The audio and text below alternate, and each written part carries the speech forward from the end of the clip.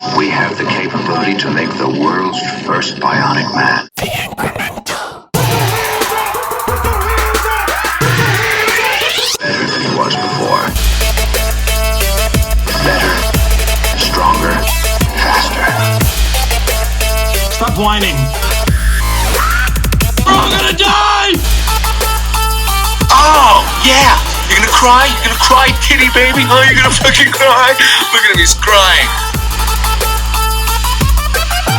It's gonna be mental! It's going to be mental. Lower, it's 15 degrees warmer. Come back up here in the valley and it's freaking cold. Yeah. So, yeah. Well, we've got John Krotec back in a very rare situation. John, you understand, I'm not tracking down a lot of the guests that we have to get you back on immediately like I did with you. very cool. You know, that's cool, man. I can respect that, and I'm grateful and humble and honored, and you know, not just bullshitting you. No, I know. That's why we're doing this. You've got NeoMasculinity.solutions, and a bunch of other stuff that we'll get into. I mean, I felt inspired after talking to you, straight up. Like, awesome, man. Thank you. That's really nice of you to say that, Eric. I know you got skill sets in your own right. You're where you're at, not because you're some kind of an idiot. It's because you're a pretty smart guy. I mean, we need more smart guys. I thank you for that. You know, I went on your website and then saw that you do keynote speaking and all that, and it got me to thinking, like, okay, if I were to be a speaker, what would my story be, you know? And I sat there and I wrote 6 pages. I'm getting into it where it's like, geez, I'm not even all the way there. Like, I haven't gotten to the point of everything, but I'm hoping that you're able to, you know, push this idea of what you got going on even further, because we need it so bad in America, in the world, everywhere. Because I'm fed up. I don't know about you with what everything's going on. Yeah, I'm pretty fed up. You know, but what we're doing, Eric, and thank you for that, man. I appreciate that. What we're doing, brother, is we're going back to our roots. We're going back to reality and truth and baseline etiquette, if you will. I got to tell you, man, I've been in this freaking digital world for 10 years. I had bricks and mortar, shaking hands with customers every day, not selling them bullshit, being honest with my customers, treating them like gold. But this online world is very frustrating for me. So I was going to say, like, that used to get it done. That used to be enough. But today it's like, people just use it as leverage against you if you're nice and honest. You know, you tell them, listen, this is my bottom line, whatever. And then they'll turn around and go to somebody else and say, well, this guy told me that, you know, and it's just like, where did that go? Where did that integrity go? You know, it's a great question. And I tell you, we have built, and I'll just give you something very briefly, because I am willing to strategize and partner and collaborate with any man that sees reality. Not a guy that's been swept up by mathematical computations and algorithmic rules, and a guy that sees reality, you know. And what we'll do, guys like us need to channel that anger into something more positive for humanity, you know. And when you said something to me, you wrote me a really nice follow-up email, and I shared that with the team that I'm working with, a couple of ladies, one guy's in Ireland. They were blown away by it. Really? They said, holy cow, that's the kind of guy that we can work with, you know, because he sees he sees it. So what we've managed to do in the last 8 months, NeoMasculinity came as an outgrowth of some other stuff we were working on there. We've developed a complementary strategy guide for men. We've got the Sentinel Handbook that we've written in 9 freaking languages. It's in PDF form. That's cool. It's written for 8th graders. We're not trying to denigrate anybody. We're just trying to make it palatable so people can understand a baseline. Right. Remove the excuses Correct. We have 4 master classes. The workbooks are available. It's all for sale on the internet. And I'm not selling you anything. I'm just telling you what we've done. Mm-hmm. Our college curricula is finished. All of the videos are done. 9 modules, like 30 parts altogether on video. And right now we're working on accreditation and we're working on the workbooks for each module. It's going to blow away the fucking planet. That's awesome. Use the language. We're getting back to baseline, man. Yeah, that's what we need. The high school curricula, because high schoolers, they learn differently than a college person does. I don't know. The college people these days are like, they're not even ready for college. Right. But I used to say I'm just now ready to go to college. Like at 42, I'm now mature enough to go to college and study and go to class. Like now I'm able to, but like 19-year-olds, come on, please. Yeah, what the hell do they know? I've seen 19-year-old economics experts on real estate, experts on fucking retirement. Are you fucking kidding me? Right. So we got a high school curricula written. We still need to put it to video. We're using all AI technologies. We're dealing with a company out of Ireland. And then after we get the high school curricula finished, then we'll have the workbooks. We're looking at 60 to 90 days. And then we're going to work on, because middle school, we're not going to even go to grade school or elementary, kindergartner. They need to just have fun. But the middle schoolers, we've written a script for a cartoon, 5 superheroes, intuition, critical thinking, logic, reason, and common sense. We even have the freaking archetypes and what they look like. And then the 5 enemies of the superheroes are misinformation, disinformation, malinformation, social media or noisy information, and now we have AI information. So we've written a script. We're going to create a cartoon that we can freaking put out in multiple languages so grade school kids can learn about critical thinking and intuition, all of it. Oh, that's great. So we got work on our plates. We also, we've developed a really killer human organism file. Because I want you to know the backdrop so you can think about this and think I want to work with you, man, because our team wants to work with you. Yeah, so I'm down for sure. So we put together a file on the human organism, everything from information analysis to intuition to all the high frequencies, from the lowest ones of anger and, hate, and all the way up to higher consciousness and self-actualization. We've collected a lot of information. Wisdom from the ages, man. It was channeled from the universe. Right. I'm not Socrates. Right. I'm just a guy with some common sense. Yeah. But here's the end game. And this is something I probably didn't share with you. We've told this to very few people. But we have built, several years ago, I reached out to Richard Branson, the guy that owns Virgin. Mm-hmm. And he was looking for leaders with global innovations that help humanity, right? Musk falls into some of that, but so we put together a company model and all of the freaking pieces to it, all the architects there, for a global holistic healing platform. It's called Task Force Zen. Mm-hmm. It's freaking commerce, holistic healing, and education. And we approached them with it. I put together a team. I asked them for $10 million for a domestic launch, even showed him the pro forma, how we were going to spend it, and then $30 million for a global launch. And he actually came back. This was right before COVID. And he goes, I like what you guys are doing. It's got value, but you're not quite ready yet. So that's where we digressed and went into NeoMasculinity, when we started to hear the toxic masculinity myth, what that all meant.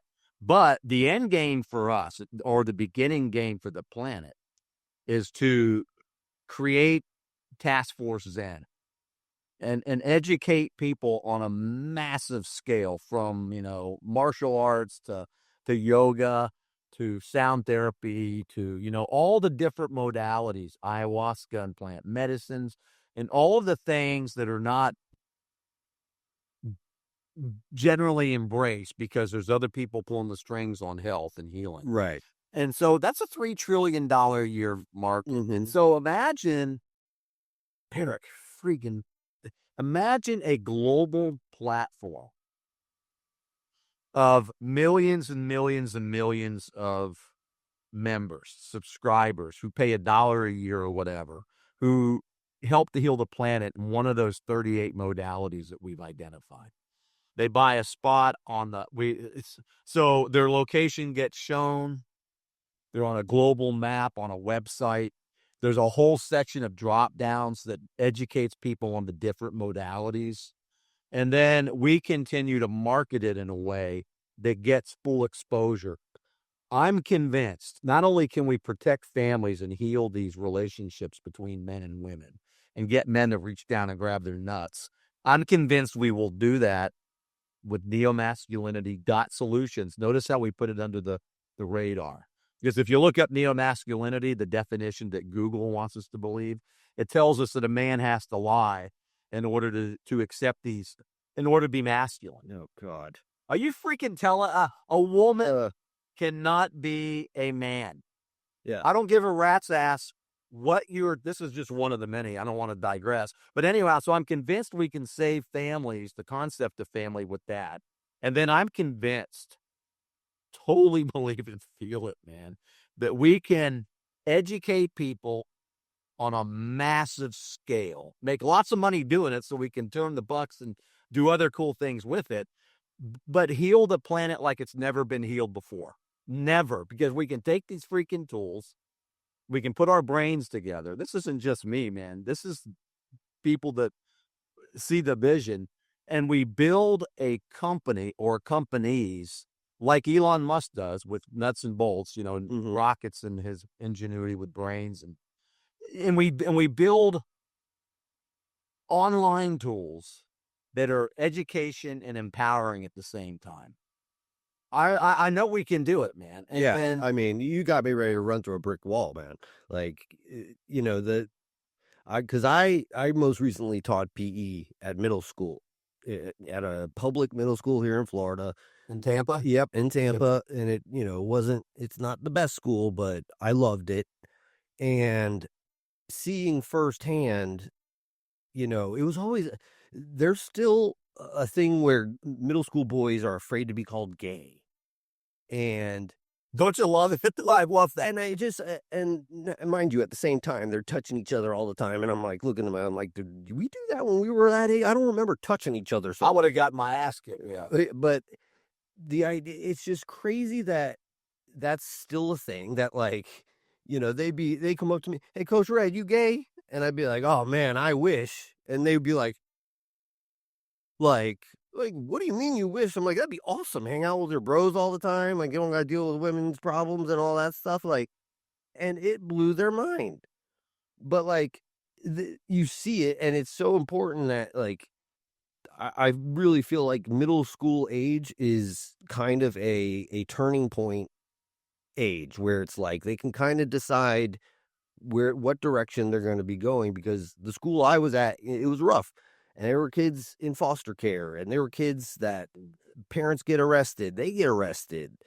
Kids on probation in 8th grade and stuff. And it was just so prevalent that it was like, man, like, I know I'm making a difference with these kids individually here, but it was very telling to me that it's like, this is a problem everywhere. We got to figure this out, because they don't pay teachers enough, I can tell you that much. And for the teachers to go over the top and really, do more than their job and, like, actually, help kids in life, it's a big ask. It's exhausting dealing with these kids all day. And then to be able to, like, have the energy afterwards, be, how's your parent, whatever you're doing to try and make their life better outside of school, man, it's tough. Like, can't really put it on teachers, don't get me started on the education system in general, but to hear that you're going that deep, that's so great. I love that. Well, thank you. One thing that, and this is kind of cool because it's something that you said. I remember when I went to college at 19, I didn't know jack shit. I was waiting tables, right? So that's how I picked my major. I wanted to be an architect, but what I want to get at is I took a management course, and the female teacher, as one of the required reading, was a book that I said, what the hell are we reading that book for? I'm 18 years old. Out. It was Amy Vanderbilt's Complete Book of Etiquette, right? And that Complete Book of Etiquette, I read it, but that Complete Book of Etiquette improved my life in so many different ways the last 40 years. And that's what you alluded to, is we are missing the basic foundations of human etiquette and dignities that we can show each other. It's insane what we've done. Yes. You now on the head. That is exactly what it is. If what we post or what we believe, and we did the deep dive, we did the research, it's sensational, shock entertainment. If it's politically biased or creates division between people, Eric, it could go viral. The algorithms filter it so it gets maximum exposure. Yep. But if we post something on actual facts, the truth, or real justice, karma, or traditional American ways, it doesn't get seen. And there's a reason for that. The people that control the messaging control the manipulation, right? They control our minds. And I'm not some wackadoodle conspiracy theorist. Yes, I'm with you 100%. I used to be like, come on, with that. But I'm like looking around, maybe get into the Epstein shit, but it's like, no, a lot of this stuff is actually real and happening, and they're trying to make you feel dumb for looking into it, or they want to make you seem like a crazy person. When it's like, oh, the information's out there. You can just look it up. If you do your own due diligence, you can see who owns that company, who does that, who pays who. It's like, oh my God, this is out of control. Follow the money. Yep. So I started to look at globalism about 4 years ago. What's globalism? What's really going on here? They kind of mesmerize you with some really cool concepts. Kumbaya, let's do this, let's love each other. But that's a creepy kind of love, the one that they're talking. When you get to pure love. So I looked at globalism, and globalism equals communism. Socialism is the economic arm of communism. We have some socialist things here in the States with Social Security and some of the welfare programs. So there are aspects of socialism which are a benefit to society, right? So if you look up Karl Marx and the Communist Manifesto, and I think he was with Friedrich too, the guys wrote it back in 1848. It's been around for a while. The third or fourth pillar of communism is to abolish the concept of family and make the state the family. So you talk about revolutionaries. Yeah, these folks in the street are revolutionaries, but they're revolutionaries that are against freedom. And it's so evident to people that are aware. And we become aware by what you just said, due diligence. Whatever happened to due diligence? When I take a course and the instructor or the teacher like you would give a term paper as part of the requirements, I would go, holy shit, we're going to actually have to do work in this course. So your skill sets are so invaluable at such a base level as an educator that if we could have more teachers that thought like you, critical thinking, due diligence, reality, we could literally turn this around very quickly. So we have our work cut out for us. Oh, yeah.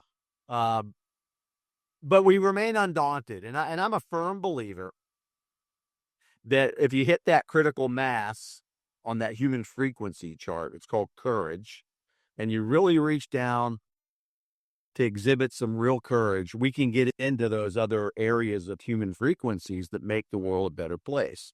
And like we talked about on your show, a man's primary purpose, we've researched it every which way but loose. Remember that movie? But back when they used orangutans in movies. Yeah, remember that orangutan used to Clyde? But those were funny movies. But a man's primary purpose is to protect his family and his loved ones from threats. And if the information that our kids we're receiving divides our families and disrupts our societies and even eliminates, in some cases, all cultures completely, then we've got to do something about it. Yeah. The toxic masculinity myth was to fucking disempower men, to take us off our game, and to make us toxic. If a man has no purpose, he's toxic. Yeah.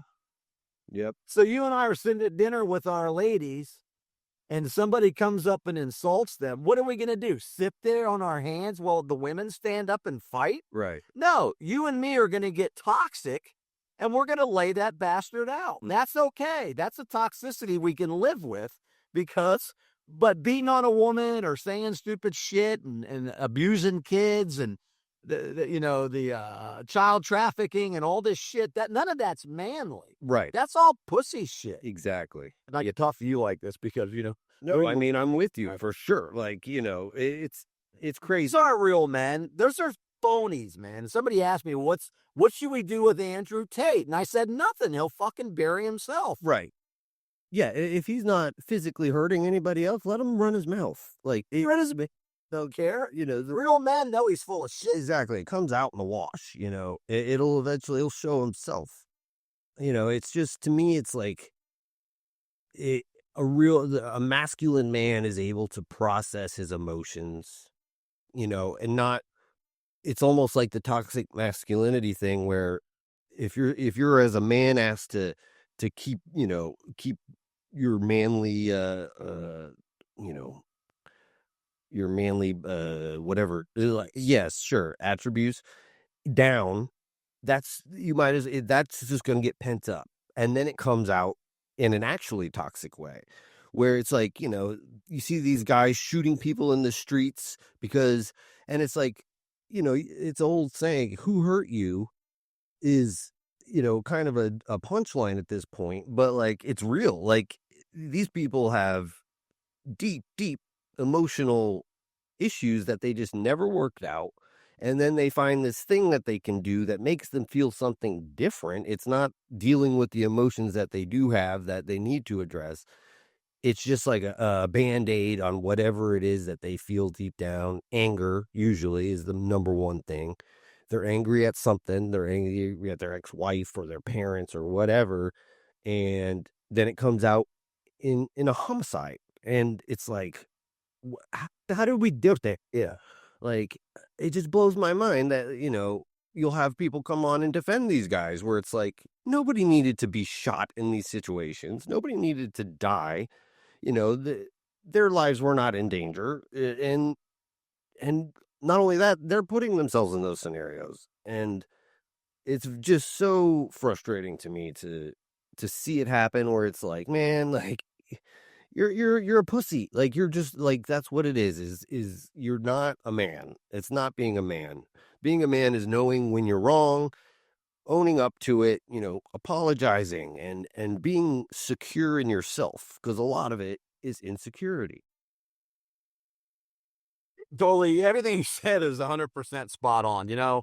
When I look at, and we're witnessing this, you talk about frustrations, we're witnessing this on a massive scale. The social media world, especially, is a matrix. And what they've managed to do is all conversations are contrived. Mm-hmm. They're not real natural flowing. And what they've done is they have allowed this dopamine cortisol cycle Mm-hmm. to create mental illness on a global scale. And mental illness, did you know that high dopamine spikes have been correlated to symptoms of schizophrenia? There are people, guys that I know that I've known for years. I got to tell you, Eric, they have completely lost it. They've lost all their credibility. They have exhibited signs of anger, massive anger, and this schizophrenia. That's what's going on. So this contrived, illusory world is destroying us, man. Mm. Right? And you know what? Elon Musk is part of it. Oh, yeah. Yeah. So these are billionaires that own these platforms that are having fun manipulating the human race. And I'm tired of it too, bro. We need to find real men And I'm not talking about, we did the deep dive into gender, right? Gender. You got two things or two ways of looking at gender. And we did this, man. Gender identity, which is not what we're about. If you want to be a woman and you think you can be one, that's your personal business. I don't really give a rat's ass. What I care about is the gender role. Traditional vintage gender roles. A single mom can exhibit masculine roles because she has to, because the man's not around. And if it's a single man, he can exhibit female gender roles, but doesn't mean he wants to be a woman or the woman wants to be a man. It's a freaking role. Right. And so we want to empower gender roles, not identities. That's for a different website. Right. And we don't adhere to that kind of stuff. It's all bullshit anyway. So yeah, no, that's a great way to put it. I mean, a lot of people, if they took that clip out, they'd be like, look at these people, these hateful people. They don't, and it's like, man, like, there's a level of acceptance, and then there's like, don't be pushing it on kids. Don't be, whatever it is that's like, looked at as negative. Don't be spreading it when it can just be your thing. You don't have to, get everybody in on it. Because sometimes it's too much. Sometimes it's too much that it kind of breaks your brain sometimes, And that's where we're at. We're not even designed. Humans aren't even designed to take in the massive amounts of information that we're getting. Yeah. I saw a dude the other day. I gotta tell you, this guy was like 19, 20, maybe 18, who knows? And he goes, you know what I'm going to do? And he's a transgender, whatever his gig is. I'm going to have, he goes, I'm going to prove it to you. He goes, this guy was off the rails, man. He goes, I am going to have a uterus put in. He said, then I'm going to get pregnant. Then I'm going to abort the child. Oh my God. Full term. And then I'm going to detransition, and I'm going to do it all on Facebook so you can kiss my ass. Are you kidding me? That was meant to, my point is that's an example of what we're dealing with. Yes. That is exactly what I'm alluding to when it comes to like, who hurt you? Like, why would I can't even formulate that in my mind if I was like, what's the sickest thing I could think of? Like, that's crazy. And it's really like, you're still a human. You have an identity. You don't have to do all that. Just be you. Like, what are you trying to build here? I mean, what is it that you're looking for? Or you think that's going to make you feel fulfilled? I doubt it. Well, like my recipient, when I was violated, right? What my whole thing was proving my manhood. Right. So that ancestral trauma, what I ended up doing was going out and banging as many women as I could. Right. Just to prove my manhood. And it made me worse, Eric, because I got a pure heart, man. I love people.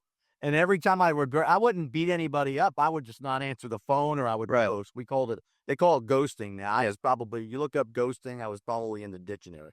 But that's how that trauma, that's how I dealt with that trauma. And not until I had a traumatic brain injury and a freaking alcohol-induced accident that I finally deal with it. 51 years of a hidden freaking dark secret. Yeah. So I know there's nothing that this world can do to me that hasn't already been done. And I'm sorry for all the shit that I did to some of those girls, because they were awesome girls. Right. But I can't dwell on the past. I can only think about the future. So my mission, you're seeing it and you're hearing it firsthand. That's what my mission is to protect families and loved ones from information threats and make the world a better place and leave behind a fucking legacy that our children can be proud of. Mm-hmm. That's it, man. Yeah. Have you ever seen the movie The Men Who Stare at Goats? It's one of my favorite movies. No, but I've heard about it. Is that? Well, tell me about it. So it's, I hadn't seen it in a couple of years, but I love the movie, and it's based around, I guess, Project Jedi, which was done in 1984, where, they got into remote viewing and all these things. And at some point they founded the New Earth Army. which would drop into conflict zones and hand out flowers and take over through peace and love and all of that. And it was a real thing. The government paid for the research, and then, the remote viewing stuff, they still do that today. They still use it, although they say that the projects are shut down. But, that's a real thing that they do. And the movie itself is about a journalist following this guy and getting his story and just about all the different things. But like, the idea behind it really, it was like, to me, it was kind of like, oh man, I guess, at some point the government wasn't terrible if they gave a bunch of money to this guy to try and do, start this thing where it was like, non-lethal force or just whatever stuff that, was a step up from shooting people in the head, and then asking questions later. But you'll like that movie. It's one of my favorites. I got it written down. I'm going to check it out. It reminds me of a book. The guy that wrote it's gone now. He was a Vietnam guy that worked with psyops over in the jungle. And he wrote a book called The First Earth Battalion. That might actually be the name that I'm looking. That might be the actual name. Do you know the author's name? No, I don't, man. It's on my bookshelf, but I don't see it here right away. It's somewhere else. But it's called The First Earth Battalion. I guarantee you, it's like the same idea. Man, no problem. Hang on. No problem. I guarantee you it's the same thing, because I believe they had different names for it. He wrote it in the 70s. It's called it's the First Earth Battalion Operations Manual. Jim Channon. Oh, that's cool. Evolutionary Tactics. It's written kind of interesting. He's got it like in cartoon form. But this guy passed away in the last 4 or 5 years. I tried to make contact with Jim because I wanted to pick his brain, but probably it sounds very similar to what you're talking about. Yes, and that might be the same the same exact thing. But we need something. This is phenomenal work. This is way ahead of its time. Yeah. No, and cool. You know what? I think it is the guy, because I remember him talking about the goats. Oh yeah. Okay. First Earth Battalion. Yeah. There you go. Yeah, man. You can probably get it online, probably used for $5. Yeah, no, I'm gonna get that. That's for sure. First Earth Battalion Operations Manual. This is the kind of shit that we want to do with Task Force Zen. Yes. Yeah, man. I mean, I love it. So think about.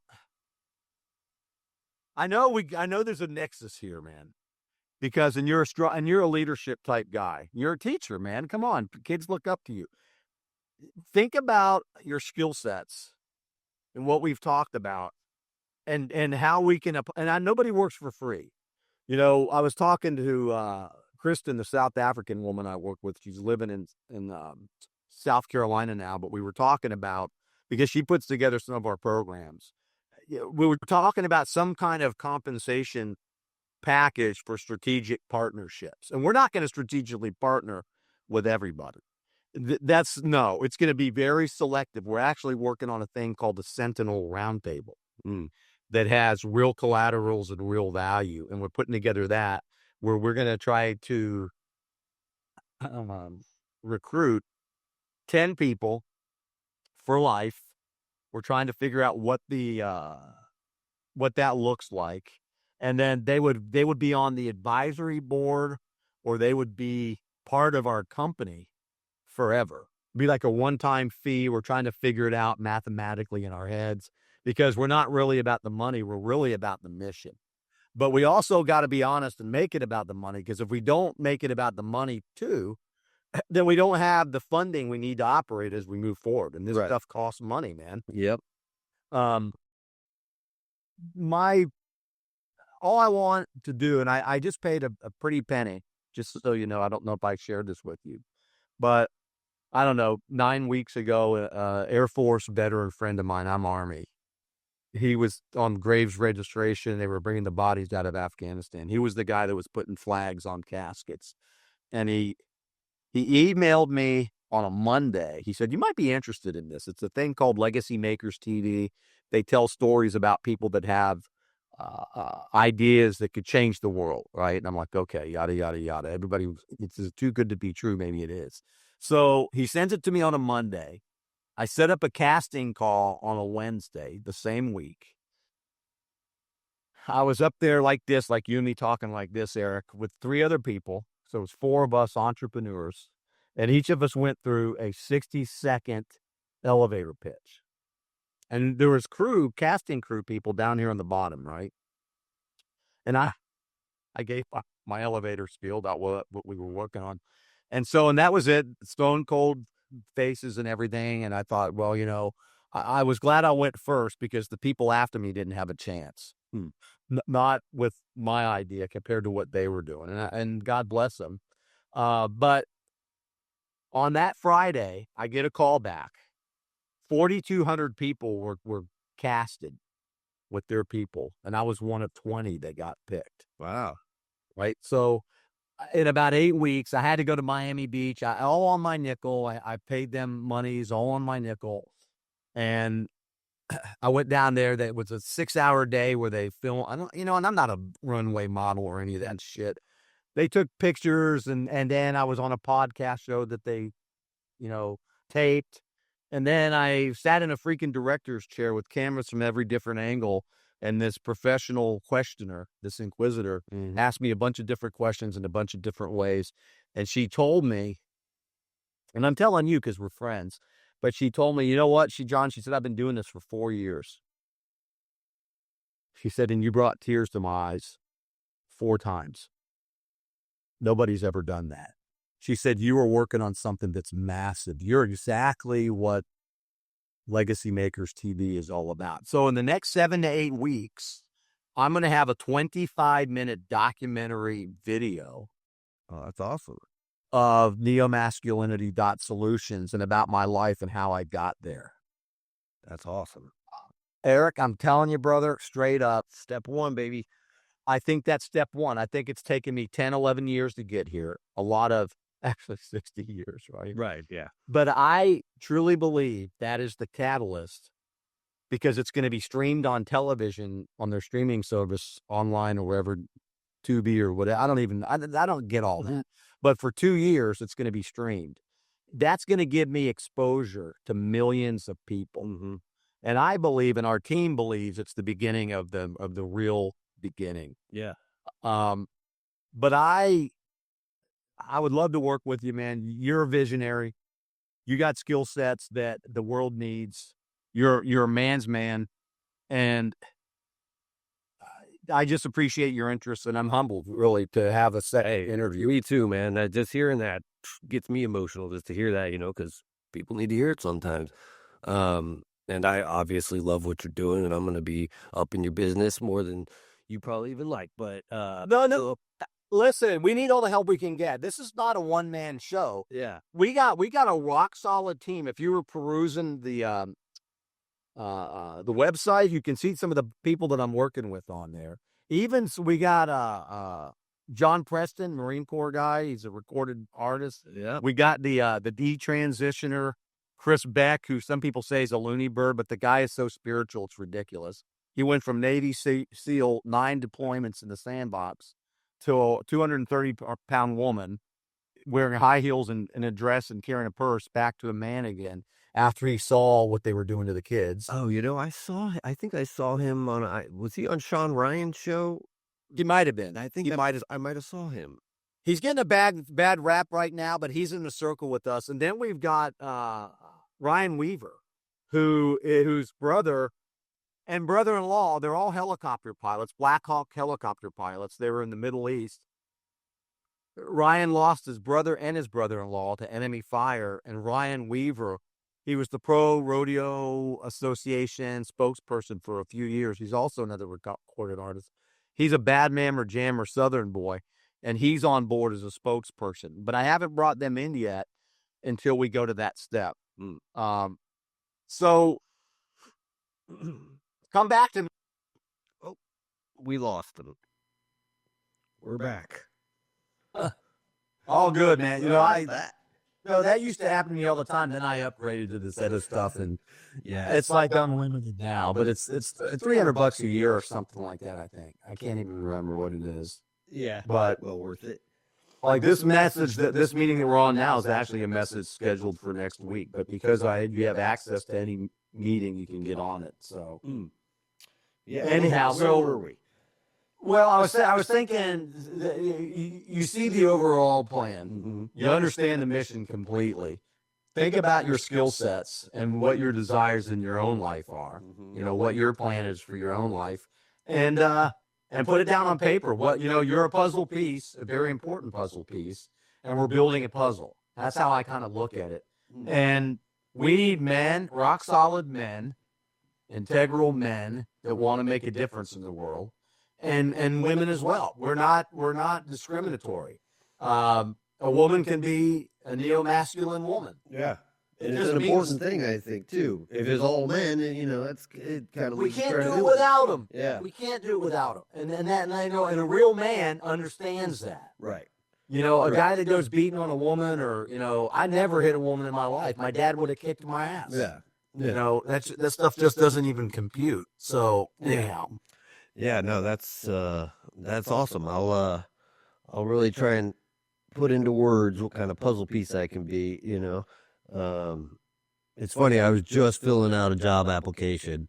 It's like, why would you be a great fit? And I was like, man, as far as a client service person, every job I've ever had, I've ended up being the guy that they send in when they're super pissed off. And it's like, we're going to lose this client. Will you please talk to them? And I don't remember any time that I couldn't really turn it around. I had people that it was like, oh, he's a nightmare dealing with this guy. And it was like, then I would have the guy, laughing and just be my buddy. And to me, it's always been, my best strength is getting people to calm the fuck down. Like, stop taking everything so seriously. I Stop know taking why, yourself seriously.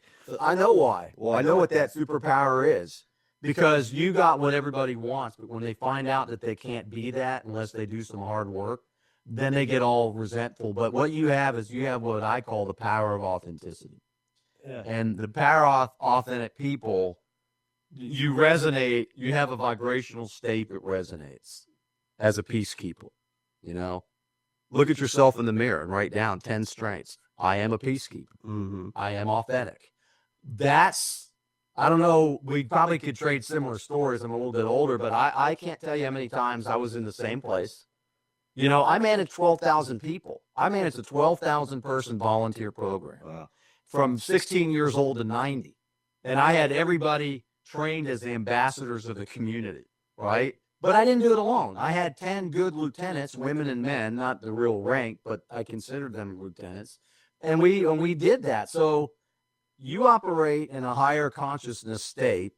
Sounds all woo-woo, but it's reality. And that's why you're allowed, and that's why you've had so much success in your life. So I would like to be part of taking it to the next level. Yeah, no, I would To where Eric manifests everything in his life that he's ever wanted. That's what I want to be surrounded around, is people that people that want something more. Yeah. Not greedy, but they know there's something more. We didn't just think about that, Eric. Yeah. Think about this for a second. The size of the universe, right? Billions of stars, trillions, quadrillions, they say. And imagining you and me just here on a Zoom machine, technologies made by humans, having a conversation like this. Do you know that the probability of this ever really happening, and it is happening, Right. was so astronomical. Yeah, it's not coincidence. It's not by coincidence, and which tells me, and you know this, I'm preaching to the choir, everything that happens in our lives is supposed to be that way. Yeah. And you know what somebody told me the other day, and we talk about anger, and I want you to think about this. I had too much coffee, sorry. No, I love it. This guy told me this, man, because we get angry and we get upset when we see all the stupid shit. He says, John, this is a guy that might be a couple notches beyond me at whatever levels we have. He says, John, when you realize, and we know this inherently, that the bad has to be here because of the good, right? When we realize, when you start to take the concept of oneness and you live it and you breathe it every single day, your anger levels will start to diminish. When we start to see that. So think about the law, the second law of thermodynamics, right? One of the laws that runs the entire universe. Man's trying to quantify something, right? And what that law basically in a nutshell says is that all systems, given time, which doesn't really exist, what does this pen think about time? Right. It's a man-made construct so we can quantify snippets of reality, right? It says every system over a period will degrade into chaos and conflict. Right. Entropy. It will entropy. You get it. You're a teacher. So the only thing that stops the universe from imploding in on itself, from destroying itself, is human life itself. That's how important you, Eric Redinger, is, John Krotec. That's how important we are to the systems of the universe. We're real live human beings. And what frequencies do we operate at? Hatred and anger, or freaking love and joy, or human dignity? That's the choice we have to make. And so if somebody chooses anger and hatred, God bless them. We have to have those people. But I don't want to hang out with them. Right. Maybe we can be an example. And we can say, man, those guys, Eric and John, those are some real badass guys. And they're not talking about anger, hatred, and division. They're talking about a future for humanity. Are you fucking kidding me? Yeah. Yeah. Oh, yeah. You know, I mean, something I was thinking about is, people like, oh, if there's a God, why is there so much pain and all this stuff? And it's like, you do a thought experiment. Okay, a world without pain, any sort of pain, no emotional pain, no physical pain. You have a baby and, somebody kills the baby and you don't have any pain, so what do you care? It's like, well, you have to have something, because without that pain, then you don't have the same amount of love you would have for that baby. Or, there's this spectrum of positive and negative, which I think has gotten way too wide. But without pain, I said I wrote my own speech or whatever, and it was, going through and like just kind of bullet pointing like what I've been through, because I wouldn't change it. I needed that to be able to appreciate everything else. But like without pain, it's just this neutral blah blah whatever thing. There's nothing, you don't get, if there's no pain, then what appreciation do you have for anything? It's a matter of like, I don't want people to experience the extreme pain, but you gotta lose your job for no reason. You gotta, because then you get, it's stuff that happens to you out of your control has to happen so that, you can kind of be brought back to the middle to be like, okay, like that can happen. But like when you get the other side of it, a job for no, maybe I start working with you and it's the best thing ever. And it all led up to that. And, and I wouldn't have had appreciation for that if I had been divorced and all these different things, So it's like, part of that masculinity is, kind of learn that that's part of it and appreciate that, because it's giving you reference. It's a point of reference to like compare and contrast things where, everything's relative. So you're not going to be able to, everything goes great for them in life. It's like, well, when you have a downfall, look out. You're not going to be able to handle it. Thanks for sharing that. I have a little metaphor here that I think can spin off of what you just said. I climbed high altitude mountains for about 12 years in the Andes. It was part of my business. Made a lot of money doing it. I didn't take people on holidays. I took them on life-changing experiences. And high altitude climbing, I mean anything above 20,000 feet, right? 6,000 meters. And when you're doing it, you have to train for months to be cardio ready. Right. But when you're doing it, you get nosebleeds. Even though you've been training, you get massive headaches. You're coughing up blood or dripping, your blood's freezing in your nose because it's so dry. You don't have an appetite. It's fucking bloody cold with windshield factor. You have rock falls. You have seracs of ice that can take you out at any time. You have to cross crevasses, right? And we were being interviewed after one of our expeditions. And the person was asking one of my friends, one of my climbing buddies, guy who I love to death, we're like brothers, what does climbing mean to you? And I was listening to him. We were being interviewed as a team. We had just climbed Aconcagua down in Argentina. And he said, mountaineering, how could you describe high altitude mountaineering? He says to the woman, high altitude mountaineering is whoever suffers the best. So I started thinking about that pain, right? We didn't ask to be born. We didn't ask for pain, but we get it. We were born and we get pain. And so I took it a step further in my mind. I'm going back 15 years ago. And I said, life is whoever suffers the best. Yeah. And what we mean by that is whoever copes with the challenges. So when you're at high camp, are you one of those fearful people that when it comes time to start the 15-hour summit day that stays in their sleeping bag? Or are you one of the persons that braves the cold and comes out of your bag and puts your plastic boots on and has the chicken soup and puts all their shit together to get ready for a 15-hour day of pain? Mm-hmm. And I can tell you this, man, all that pain for me personally was worth witnessing the curvature of the earth, right, and from the summit while standing on terra firma. And that is all of that pain, the 3 and 4 months of training and the nosebleeds and the headaches and no appetite and the fear. It's fearful when you go as a crevasse and you see 100 feet down there. All of that shit that a mountaineer goes through. We always see him on the summit smiling and high-fiving. Right. Flags from their countries, and it looks like, oh my God, they're having such a great time.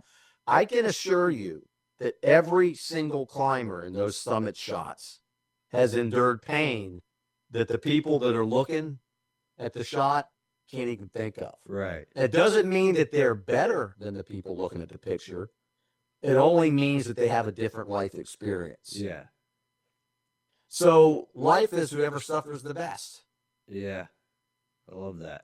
That's reality. And Steve Cantu, he's a beekeeper out in Wakulla, Florida. He's a great guy. He was him and I climbed a lot of mountains together. Man, I'm getting too old for that shit now, but that's a young man's sport, high altitude climbing. But my point being is that we live in a world of pain and we can see it. People aren't coping with it very well. Exactly. And fear is an elixir for pain, man. It's the fertilizer for anguish. Mm-hmm. And I want to be part of something positive in my life. That's all I'm saying, Eric. Yeah. I want to take what I've been blessed with from the universe, gifted gab or pure heart, whatever we want to call it, and work with like-minded individuals, men and women, and build something that will last. That's all. That's not too much to ask for, really. What you're saying has been eating at my soul since I was a kid. Like, you put it into words, but that's what I have felt since I was a young kid. Like, awesome. Never really could quantify or even have the bravery to tell people that. We're going to go save the world. Well, I'm going to try to do my best, to do something. Because, I do try and look objectively, and it's like, well, not a lot of people are like me, I'm smarter than the average person, and that's just based off of standardized testing growing up. I was told that, I had military recruiters come to my front door when I was 18. Like every branch came to my house wanting me to join the military, and I was like, no, I'm not really about that. I have a problem taking orders from authority, but you So do know, I, man. But I had to conform a lot. Right. I had leaders that covered for me. yeah. And I've learned that, hey, there's going to be people who know more and then you need to listen to, and that's part of it. But, man, I'm amped. I don't know what else to say. Like, I want to see what we could do next, Well, put together your puzzle piece. Yeah. And you got great strengths. You're at a place in your life where you can make a big difference as well. You made a big difference. And I just know that I'm kind of like you. I knew whatever that dark thing that happened to me, I knew it was a change in my trajectory. I went from inquisitive, happy-go-lucky kid to great white shark, full of emotion to no emotion. And it's time. It's time to change that. Yeah, it's time to bring it back around, Yeah. So, and it does come back around. And I'm a firm believer in karma. What goes around comes around. And I just don't want to be angry anymore either. Yeah. Yeah. And I think our anger is very frustrated anger. I look around, it's like, these are the people in charge. That's very frustrating. I don't remember saying that this is the person I want in that office or whatever, but that's a whole other thing. We could go on for hours on that. But yeah, man, I really appreciate what you're doing. I appreciate you coming on here. I don't want to keep you too much longer. I could have people coming into my house that are looking to buy it any minute, but it's all good, man. So check it out. Do your thing. Go through some introspective moments like I know you do already. I'm not telling you how to live your life. Just come back to me and let's see how we can work together. Yeah. Well, I know I'll have a it's not really a biography, but you'll be able to, I'll send over what I've written and think on what exactly I can bring to the table, and I'm pumped, man. I want to help. Awesome. I appreciate that. And you're a real dude, and all I want is authenticity, man. That's all. Yeah. If we can be authentic human beings, and especially men, because we're the ones that have to pick up the gauntlet. It wasn't the damsels in distress. It was the guys wearing the armor. Yep. And imagine the 300 Spartans at Thermopylae that fought off 10,000 freaking Persians. Yeah. Those were some bad mammer jammers. Yeah. You, my friend, are a modern day Spartan. No, and give yourself a strike for that. I appreciate it. I'll talk to you soon. Come back to me when you can, Eric. Yeah, man. All right. I appreciate it. Have a good one. Love you, brother. Love you too, man.